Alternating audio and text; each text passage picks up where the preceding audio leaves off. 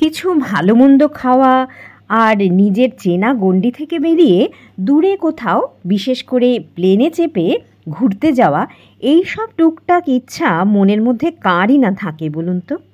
এইরকমই একটা ইচ্ছা পূরণের জন্য আজ চলে এলাম দমদমের নেতাজি সুভাষচন্দ্র বসু আন্তর্জাতিক বিমানবন্দরে।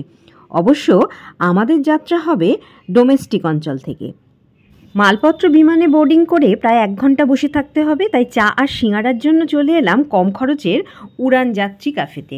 এরপর উঠে পড়লাম ইন্ডিগোর এয়ার বাসে আমাদের প্লেন পর্যন্ত যাওয়ার জন্য। একটা ছোট্ট প্লেনে করে আমরা যাব 7 সিস্টার্সের সবথেকে জনপ্রিয় একটা শহর শিলংয়ে। আমাদের বিমানের নম্বর 6C7304।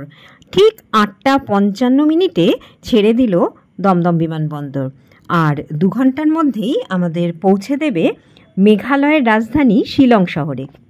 আকাশে ওড়ার ঠিক আগের মুহূর্তে রানওয়েতে প্রচণ্ড স্পিডে প্লেন ছুটতে ছুটতে হঠাৎ করে এক ঝাঁকুনিতে উঠে গেল উপরে, আর সঙ্গে সঙ্গেই চারপাশের ঘরবাড়ি রাস্তাঘাট ছোট হতে শুরু করলো।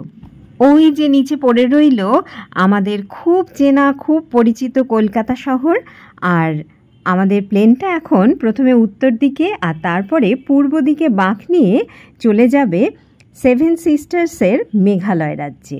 নিচের বাড়িঘর প্লেনগুলো এখন খেলনার মতো মনে হচ্ছে। আবার এখন যদি কেউ নিচ থেকে আমাদের এই প্লেনটা দেখে তাহলে তারও একই রকম মনে হবে। এই ছোট বড় আসলে সবটাই আপেক্ষিক ব্যাপার। এখন মনে হচ্ছে উচ্চতায় উঠে যেন কিছুটা দার্শনিকই হয়ে উঠলাম। ইতিমধ্যে ছোট ছোট 2-3টে ঝাঁকুনির মধ্য দিয়ে প্লেনের উচ্চতা কিন্তু বাড়ছে, সেটা বুঝতে পারছি। নিচের ঘরবাড়িগুলো আস্তে আস্তে আরও ছোট হচ্ছে, আর প্লেনটা যেহেতু আকারে বেশ ছোট সেই জন্য ঝাঁকুনিটা যেন একটু বেশিই মনে হচ্ছে।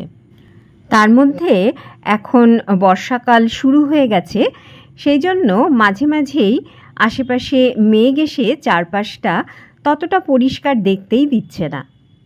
আচ্ছা, আরেকটা কথা মনে পড়ল, সেটা আগেই জানিয়ে রাখি যে এই 2 ঘন্টার যাত্রার জন্য বিমানের টিকিটের দাম পড়েছে 5,952 টাকা।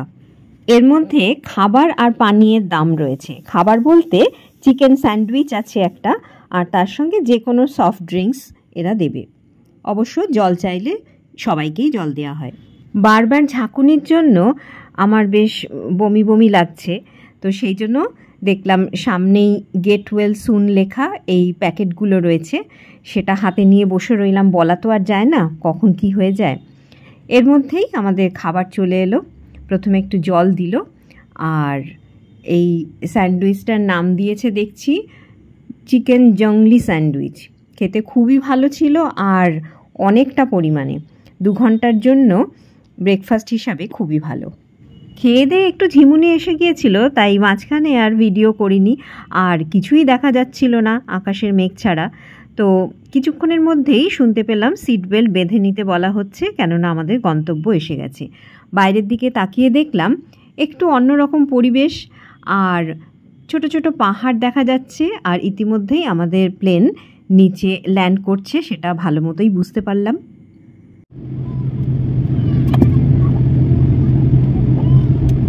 চারিদিকে পাহাড় ঘেরা ছিমছাম ছোট্টখাট্ট একটা এয়ারপোর্ট দেখে মনটা ভীষণ ভালো হয়ে গেল। আবারও প্লেন থেকে নেমে এয়ার বাসে করে আমরা এয়ারপোর্টের ভেতরে ঢুকলাম। এবার আমাদের লাগেজ নেবার পালা।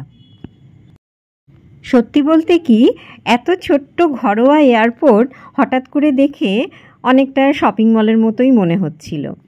যাত্রীর সংখ্যা 50 জনও ছিল না, আর এটা যেহেতু একটা ডোমেস্টিক এয়ারপোর্ট সেই জন্য দেখলাম চেক আউটেরও কোনো রকম কড়াকড়ি নেই। এখান থেকে শিলং শহরের দূরত্ব 30 কিলোমিটার প্রায়, তাই বাইরে বেরিয়েই আমরা একটা গাড়ি ভাড়া করে নিলাম। ভাড়া পড়ল 1500 টাকা, আর রাস্তা ছিল একেবারে মসৃণ মাখনের মতো। এটা একটা মালভূমি অঞ্চল হওয়ায় উষ্ণতা আমাদের সমতল ভূমির থেকে অনেকটাই কম। মোবাইলে দেখলাম 24 ডিগ্রি সেলসিয়াস উষ্ণতা দেখাচ্ছে। ঠান্ডা ঠান্ডা আমেজে এত সুন্দর পথ চলা একটা সুন্দর স্মৃতি হয়ে রয়ে গেল। তবে জীবন বা পথ কোনোটাই চিরকাল মসৃণ সুন্দর থাকে না। শিলং শহরের কাছে পৌঁছেই একথা হাড়ে হাড়ে টের পেলাম, কিন্তু সেটা অন্য গল্প। পরের পর্বের জন্য সেই গল্প তোলা রইল। আজ তবে আসি, আবার দেখা হবে অন্য কোনো ভিডিওতে। ততক্ষণ পর্যন্ত আপনারা প্রত্যেকে ভালো থাকুন আর সুস্থ থাকুন। নমস্কার।